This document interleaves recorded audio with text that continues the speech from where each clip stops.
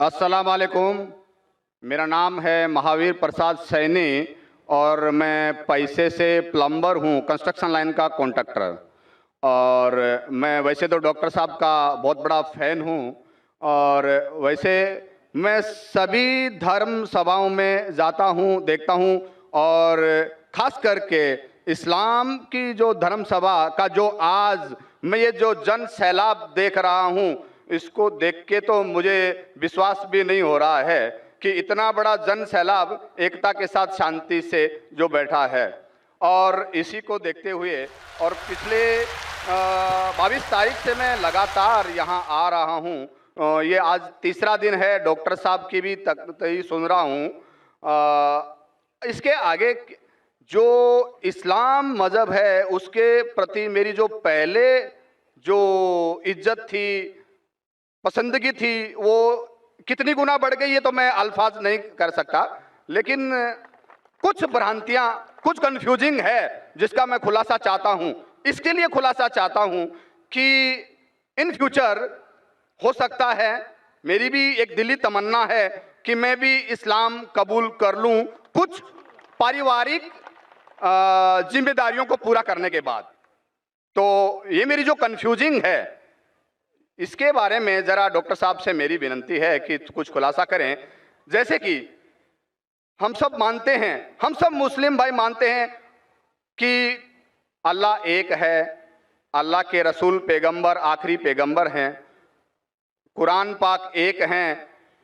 تو پھر اس کے ماننے والوں میں اتنی ویرودابھاس، اتنی بھرانتیاں کیوں ہے؟ اتنی بھرانتیاں، اتنی گٹ بازی کہ جب میں یہاں باندرا سے یہاں آ رہا تھا تو کچھ مسلم بھائیوں سے جب میں نے ذکر کیا کہ میں اجتماع میں جا رہا ہوں تو مجھ سے پوچھا گیا آزاد میدان جا رہے ہو کیا؟ میں نے کہا نہیں، میں تو شائن جا رہا ہوں. ارے کہاں جا رہے ہو تم؟ وہاں نہیں تو آزاد میدان جاؤ. میں بولا کیوں بھائی؟ وہاں بھی اللہ کو ایک مانتے ہیں، قرآن کی قواعد ہوتی ہے. اور میں نے ڈاکٹر صاحب کا جیسے سنا، حدیث کی، قرآن کی، سنت کی جو باتیں ہوتی ہے میرے کو بہت پسند ہے، اور وہی چیزیں ہیں عام اسلام میں. پھر تم کیوں برائی کیوں کر رہے ہو؟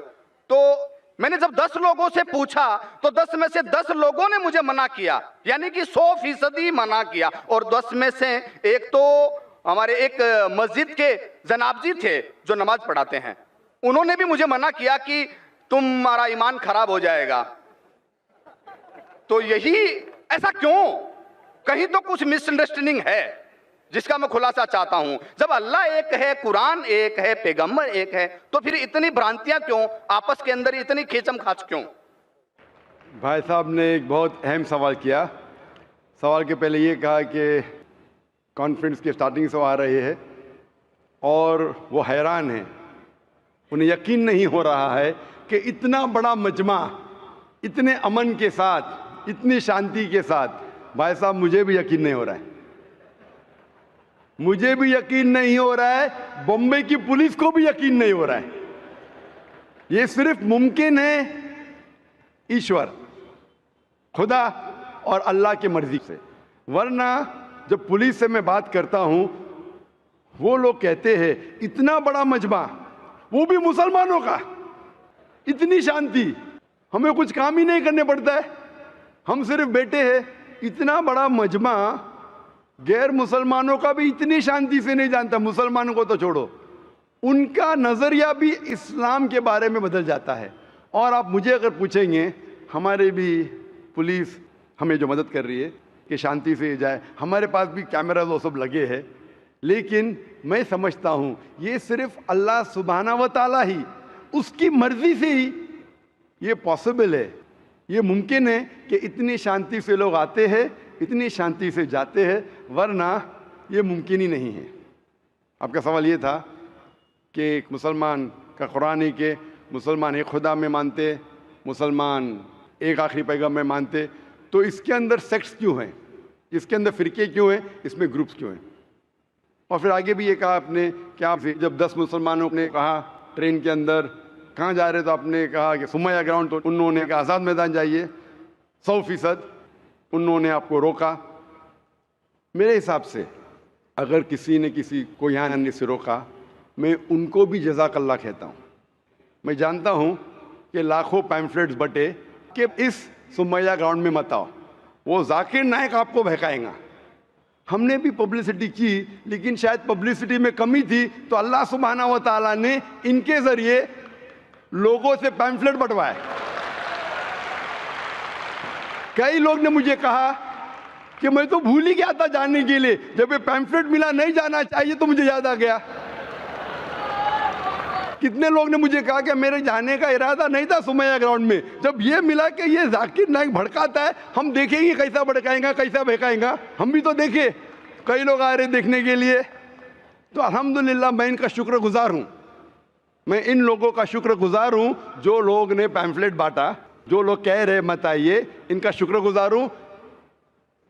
میں ہمیشہ مانتا ہوں اللہ سبحانہ و تعالیٰ میں، قرآن میں اللہ تعالیٰ کہتے ہیں سورہ عمران میں سورہ نمبر 3 آیت نمبر 54 میں، مکروا مکر اللہ واللہ خیر الماکرین۔ انہوں نے پلاٹ کیا، پلان کیا، اللہ سبحانہ و تعالیٰ نے بھی پلاننگ کی، سب سے بہترین ہے اللہ سبحانہ و تعالیٰ۔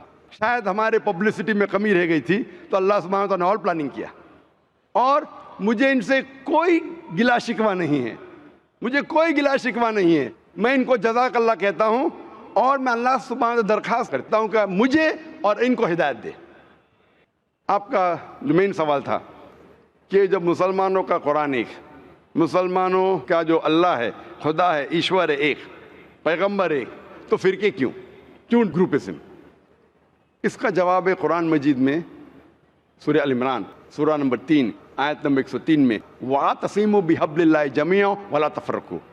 آپ لوگ اللہ کی رسی کو مضبوطی سے پکڑو اور آپس میں مت بٹو۔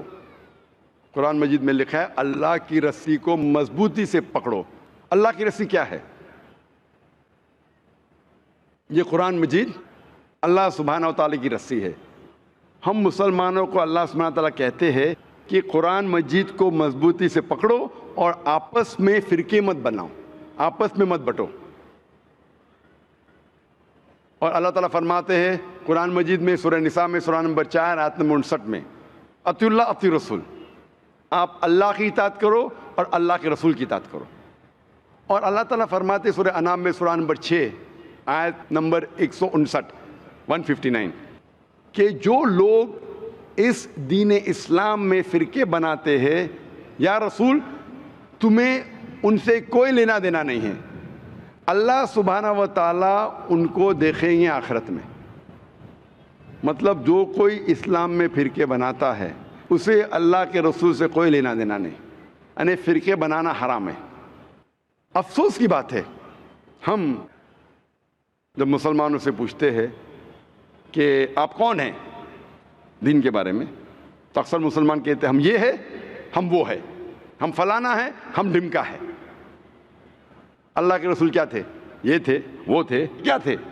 قرآن مجید میں لکھا ہے سورہ ال عمران میں سورہ نمبر 3 آیت نمبر 52 میں، عیسیٰ علیہ السلام مسلم تھے۔ قرآن میں لکھا ہے سورہ ال عمران میں سورہ نمبر 3 آیت نمبر 67 میں، ابراہیم علیہ السلام نہ یہود تھے نہ نصارہ تھے، وہ مسلم تھے۔ قرآن مجید میں کئی جگہ لکھا ہے، سورہ ال عمران میں سورہ نمبر 3 آیت نمبر 64 میں، فَقُولُوا اشْهَدُوا بِأَنَّا مُسْلِمُونَ، ہم شہادت دیتے ہیں کہ ہم مسلم ہیں۔ قرآن مجید میں لکھا ہے سورہ فصلت میں سورہ نمبر 41 آیت نمبر 33، وَقَالَ إِنَّنِي مِنَ الْمُسْلِمِينَ، کہو کہ میں مسلم ہوں۔ کئی جگہ قرآن میں 20 سے زیادہ مرتبہ قرآن میں کہا گیا اپنے آپ کو مسلم کہو، مسلم کہو، مسلم کہو۔ ابراہیم علیہ السلام جب دعا کرتے اللہ سبحانہ تعالیٰ سے، سورہ بقرہ سورہ 2، کہ میرے بچوں کو، میرے نسل کو مسلم بنا۔ اگر کوئی بھی پوچھتا ہے، جو لوگ ایک قرآن میں مانتے، ایک اللہ میں مانتے، ایک رسول میں مانتے، محمد صلی اللہ علیہ وسلم، صحیح جواب ہونا چاہیے مسلم، اول مسلم اور آخر مسلم، اس کے علاوہ کچھ نہیں۔ اگر آپ اس میں فرقے بنائیں گے تو یہ قرآن کے خلاف ہے۔ محمد صلی اللہ علیہ وسلم کہتے ہیں، صحیح حدیث ہے سنن ابو داؤد میں والیوم نمبر 5 حدیث نمبر 4596، جو اللہ کے رسول فرماتے کہ مسلمان 73 فرقے میں بٹیں گے۔ اللہ کے رسول نے فرمایا بٹیں گے، یہ نہیں کہا کہ بانٹو۔ اللہ کہتا ہے مت بانٹو۔ اللہ کے رسول جانتے ہیں اللہ کے کہنے کے بعد کہ مت بانٹو، پھر بھی یہ مسلمان لوگ اسلام کو فرقے میں بانٹیں گے۔ اور ایک حدیث اللہ کے رسول کی ترمذی کی، جس میں اللہ کے رسول نے فرمایا کہ مسلمان 73 فرقے میں بٹیں گے اور ان میں سے ایک ہی جنت میں جائے گا۔ جب صحابہ نے پوچھا کون سا فرقہ، کون جائیں گا جنت میں، اللہ کے رسول فرماتے وہ لوگ جو میرے باتوں پہ عمل کرتے ہیں، وہ لوگ جو قرآن اور صحیح حدیث پہ عمل کرتے ہیں۔ تو جو لوگ اللہ کی رسی کو مضبوطی سے پکڑتے ہیں صرف وہ لوگ جنت میں جائیں گے۔ ہمیں اسلام، دین اسلام کو کوئی بھی فرقے میں بانٹنے کی ضرورت نہیں۔ اسلام کو فرقے میں بانٹنا غلط ہے، اور جو بھی کوئی مسلمان اسلام کو فرقے میں بانٹتا ہے وہ ایک صحیح مسلمان نہیں ہے۔ ہمیں صرف اللہ اور اللہ کے رسول میں ماننا چاہیے اور اس پہ ایمان لانا چاہیے۔ جو بھی اختلاف ہے، اختلاف کا مطلب یہ نہیں کہ ہم فرقے میں بٹ جائیں۔ اختلاف ہے تو اس کا حل کرو قرآن اور حدیث کی روشنی میں، جو قرآن اور حدیث کہتا ہے اس کے اوپر عمل کرو۔ تو صحیح چیز یہ ہے کہ ہمارے دین اسلام میں کوئی فرقے نہیں، جو بھی کوئی اسلام میں فرقے بناتا ہے وہ غلط کرتا ہے۔ اور آپ نے کہا اپنے سوال میں کہ کچھ سوالات ہیں اور ہو سکتا ہے کہ بہت جلد آپ اسلام قبول کریں گے، آپ کے پاس کچھ مشکلات ہے، لیکن میرے آپ سے درخواست ہے کہ ہمیں نہیں پتہ ہم کتنا جینے والے ہیں۔ اگر آپ کو یقین ہو چکا ہے کہ دین حق کا دین ہے، اگر آپ سوچیں گے کہ انشاءاللہ میں 1 ہفتے بعد کروں گا یا 2 ہفتے بعد کروں گا، 1 مہینے بعد کروں گا، میرا ذرا کام باقی ہے، 1 مہینے میں ایسا ہو جائے گا، ویسا ہو جائے گا، نیا فلیٹ مل جائے گا، میں اس میں جاؤں گا، جو بھی ہے، کسی کو نہیں پتہ ہم کل کا سورج دیکھنے والے کہ نہیں، نہ مجھے نہ آپ کو۔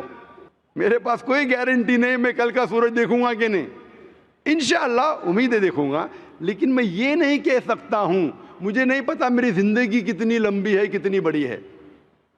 تو اسی لیے اگر آپ کو یقین نہیں ہوا تو مت قبول کرو، یقین ہو گیا تو میری یہ درخواست ہے آپ سے کہ آپ کو اگر یقین ہو گیا کہ اللہ ایک ہے، اس کے پیغمبر محمد صلی اللہ علیہ وسلم آخری پیغمبر ہے اور یہ دین حق کا دین ہے، تو آپ اس میں دیر مت کیجئے۔